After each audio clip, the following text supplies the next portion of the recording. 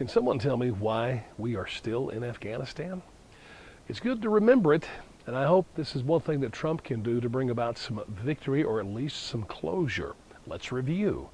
After 9/11, we were able to stage an attack on Afghanistan in less than a month. I mean, that's incredible. We had no presence there.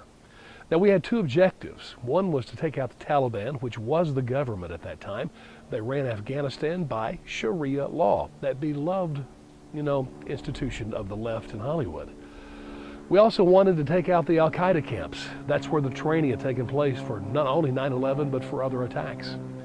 Our military successfully achieved those two objectives in less than 2 months. Taliban wiped out, no longer in power. Al-Qaeda gone. Training camps destroyed. Do you know how many soldiers we lost? 7. Well, in case you haven't been keeping up with it, over the past 15 plus years, we've lost thousands of soldiers now. We have taken a defensive mode, I guess is the best way to put it. And in spite of spending more money than the Marshall Plan, using inflated dollars, building bridges and hospitals and schools, we established a government in Afghanistan, by the way, probably the most corrupt government in the history of the world. That was our work, thank you very much. And we're still there with about 10,000 soldiers.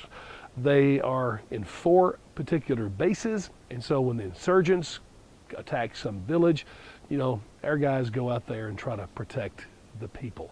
That appears to be what we're doing.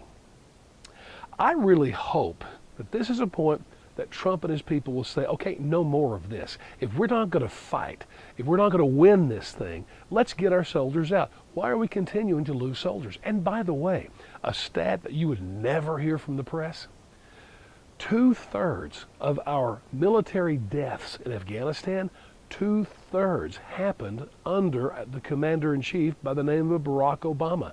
I mean, the one guy who was probably closer to being a pacifist than anyone, which, by the way, you should consider when you're electing a commander-in-chief.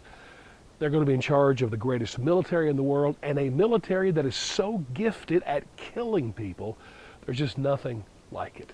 So if we're going to stay in Afghanistan, I wish we'd let the military go on the offensive for once and go about the business of killing Taliban, Al-Qaeda, ISIS, whoever else is in Afghanistan. I mean, get them under every rock, behind every tree, do what you have to do. And it appears that we lose less soldiers when we're on the offensive. Isn't that crazy?